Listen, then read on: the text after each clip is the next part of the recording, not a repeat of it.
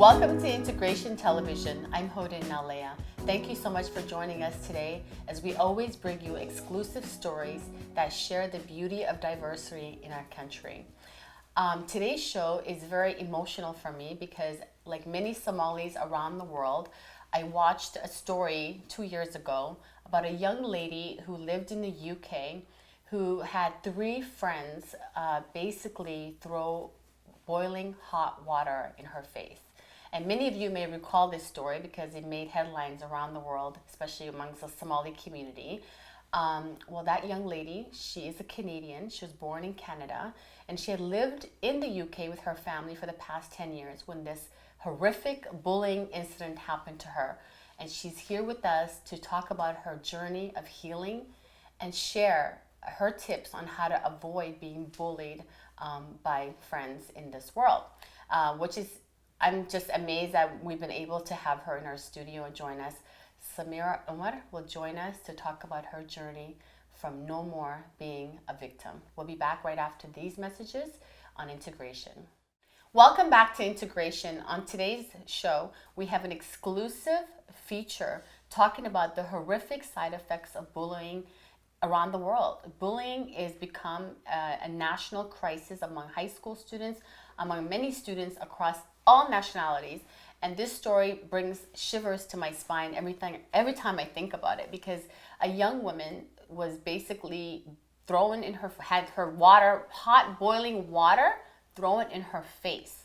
And this story made headlines around the world. And today she'll join us live in studio to talk about her journey. And I'd like to welcome Samira Umar, who is a 20-year-old recovering victim of bullying, who basically now is a student at Ryerson Journalism School. And she's a Somali Canadian, and she wants to share her journey to help young ladies overcome the challenges of bullying. Samira, welcome to Integration. Thank you for having me. Like I said, this story is still fresh to me because when I heard that day of a young woman, your friends, three of your friends, boiling hot water and throwing it in your face. Please take us back to that day. What did that feel like? I mean, going back to when everything happened, I mean, it's not pleasant. No one likes to think about it. But like you said, friends, I use that term very loosely. They weren't actually friends. I mean, friends wouldn't do that to you. So thinking about what happened, it was basically three people that once in my life were good friends to me, and I trusted obviously to be around and surround myself with and to even consider them friends. Just out of nowhere one day just deciding, hey, let's just boil a kettle with hot water and just pour it on top of her. And their intentions are obviously malicious. It wasn't something that was meant to come out of a good place. It wasn't accidental. I mean, it takes a couple steps to boil hot water and to have it in a kettle. It's not something that's instant. You have to think about it. So it's not something that was just random for them. So what was the reason they did this? I don't really like to specifically say this was the reason, but for me and for other people and what I was just always told and what I just came to gather with everything was it simply happened because of just maybe jealousy. It happened because of maybe when people are not comfortable in their own skin. I mean, like you said, it's bullying, and bullying comes from either fear, hatred from someone or something. And if that's what they felt towards me, it's kind of just, it's not a nice feeling. Obviously, I can never think in why they done it through their heads. But for me personally, I just came to closure with thinking it was because of jealousy and maybe hatred or even fear from something. I don't know what. So that day, basically, you guys were all hanging out together. Yeah. You went back to, I believe it was like a hotel where you guys were just hanging out. And you were in one room, and then the girls were in a different room. Everyone had their own rooms. Okay, everyone had their own rooms. So it was basically, we're all just hanging. Honestly, it was all fine. Everything was all good. And then one time, one of the girls that I knew for the least amount of years, she ended up just having weird attitude problems and just going in and out of character sometimes through the whole trip. So I just left it alone. I didn't really think much of it, etc. And then out of nowhere one day, just a knock came on my door. And as soon as I heard that knock, I was like, oh, okay, you're not going to think to yourself, don't open your door from your friends. So obviously I opened the door. Once I opened it, it was just like basically a gang of girls just coming on top of me, pinning me down for like no reason. And then Hold on. So you open the door, they storm in, pin you down on the floor. pin me down on the bed. On the bed? On the bed. And then once that happened, obviously you're thinking what's going on. And then you feel like a couple of stuff here and there and like a couple, like them throwing in some stuff. So as I was going on, I had like my hands covering my head because obviously you don't want like your head to get damaged or whatever. So when that was going on, I felt like a really cold ice water on top of me. But then after I realized there wasn't ice cold water, like, you know, when you have that, I don't know if it's like adrenaline rush or like a shock or something, Yes. it felt like super cold, like ice water. So hold on, you're on the bed, they're holding you down, and somebody comes in and throws this water on your face. It wasn't like a throw, it was like pouring on top of you. So it's like, it was like how This you is even pour like worse than I know. It's like when you pour like a cup of tea. It was like that. It wasn't just like a throw and that's it. It was more like someone stood on top of me and like poured in. Obviously I can't see what's going on because two are by my side holding me down and someone's on top of me pouring it. So it was just I just can't imagine. It's What like were you're they pouring thinking? a cup of tea. It was kind of So like they boil this water, they hold you down, and then they're dipping, like throwing it in your, like pouring on it your face. like it was like my head was like Was your natural instinct to cover your eyes because you were like yeah, trying no, to it save wasn't. your eyes? It or- was like facing head down. Head down. So it was like I was covering my head. That was my natural instinct. And then I felt it like seep through my fingers and like my my neck and my head and my hair. And then obviously the first time, like I said, it felt like ice cold water. But then as Then maybe the body's mechanism, defense yeah, mechanism. exactly. Yeah. And like my adrenaline rush. So that as you soon wouldn't as- go into such a shock. Maybe the body was trying to. Exactly. And as soon as I felt the hot water, it was like, okay, this is serious. Like this is hot water now. And then I just felt everything like kind of melting, burning feeling, like my hair, my head, like it was just going through, like I can feel it going through the layers of my skin. And it was just like, it was really painful. I think that's the only word to describe it. It was really painful. I'm in shock.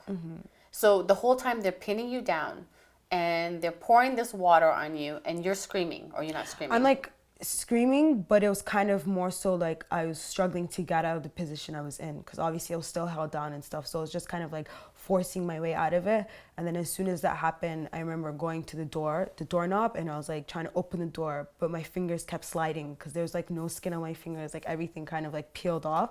So I was like opening the door, trying to twist it, and then my fingers just kept slipping off. And then finally I opened it, and then I ran down the stairs. I went to... Well, hold that thought. We're going to come back after the break. Okay. This is just unbelievable story. We'll be back right after the break to continue with Samira Omar on her survival of the most horrific bullying case I've ever heard of. We'll be back right after these messages.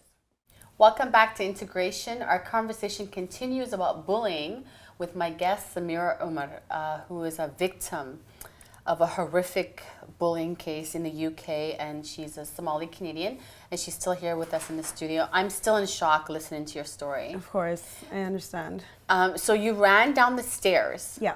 So you have your skin's falling off you. The skin's falling off, everything's basically peeled, burning, melting. I don't even know like what to describe it as.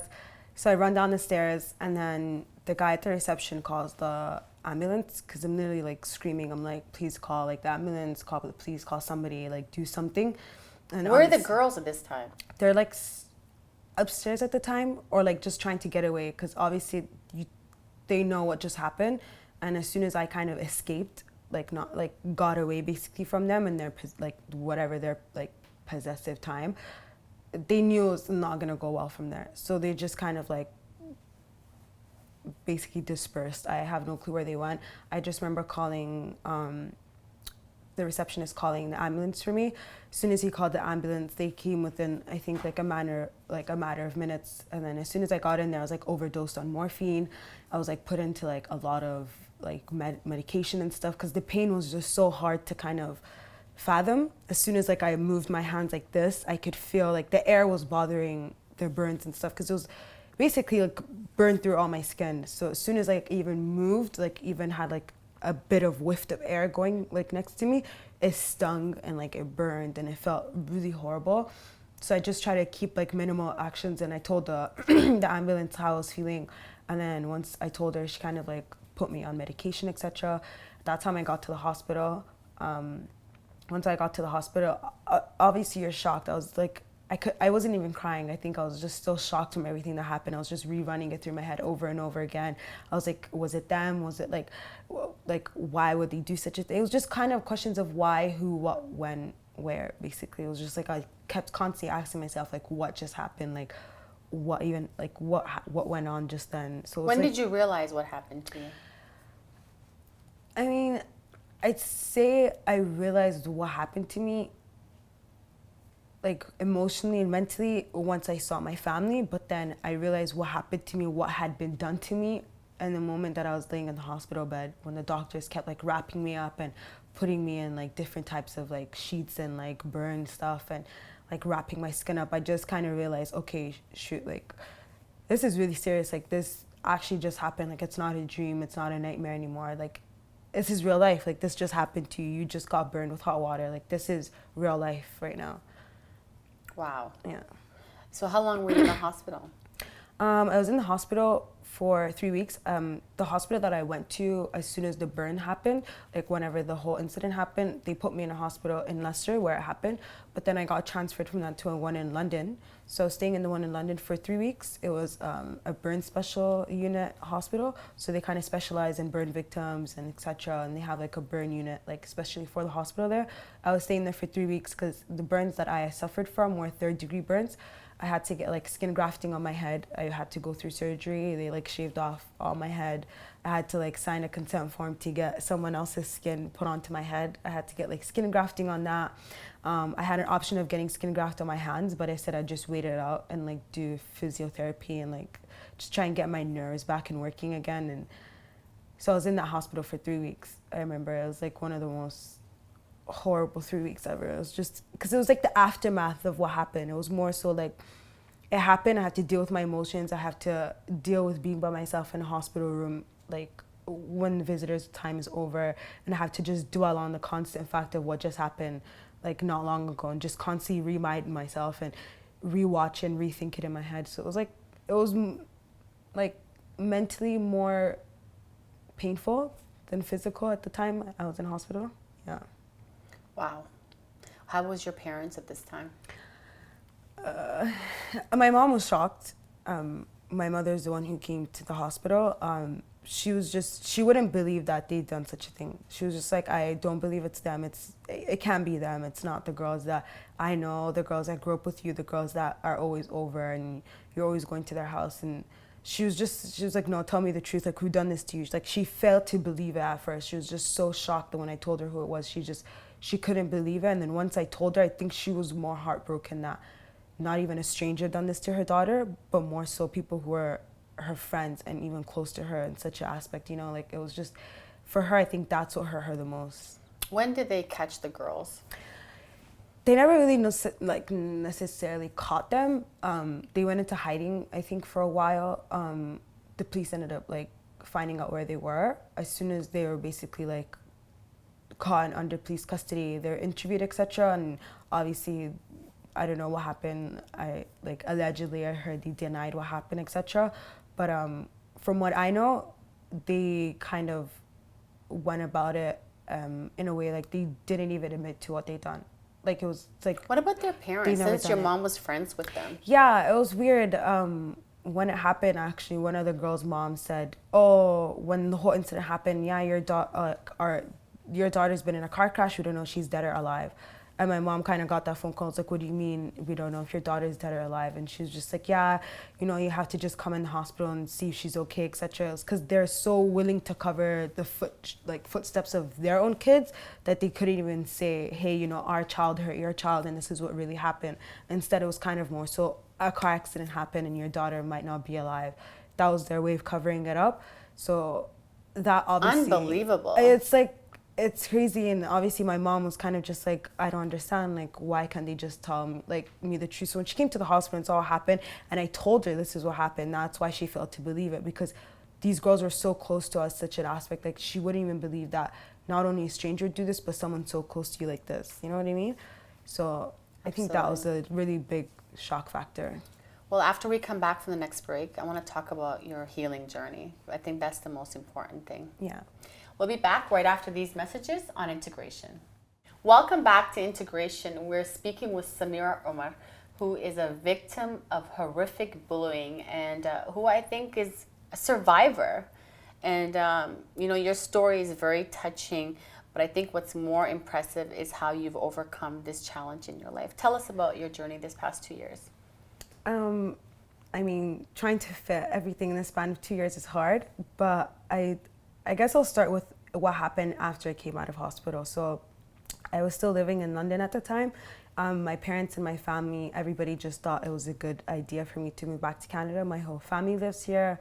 I am a Canadian citizen, of course. It just seemed like a good idea.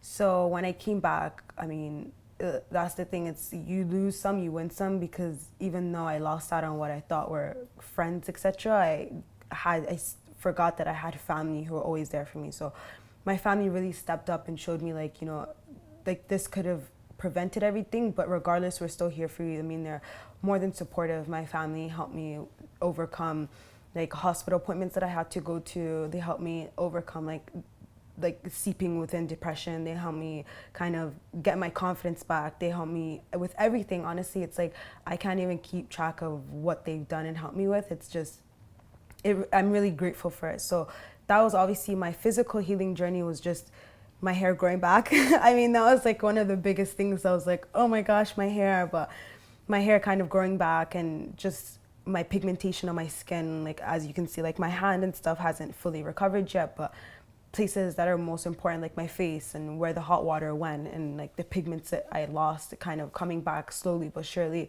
That was more the physical healing aspect of it. Emotionally, I'd just say, it sounds crazy, but just trying to know yourself and finding yourself is more important, and just knowing that you can find happiness within yourself, and like just making yourself feel happy about it. And I just think it's a big thing, but obviously God too, without God, like who knows if I would have been dead or alive today. So I think I just give thanks to God like every day for just like what doesn't kill you makes you stronger, and that's a quote like I just live by now.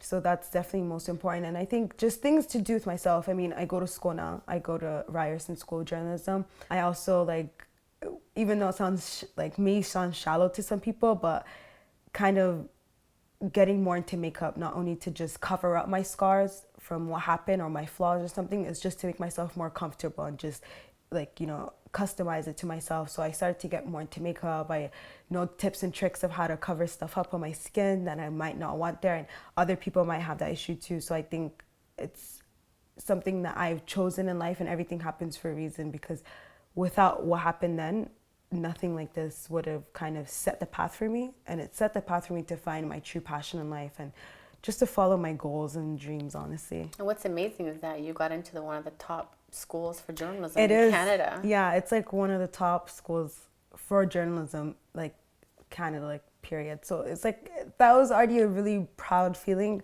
that I got into, and I'm really happy about that. That's amazing. How are your parents feeling now?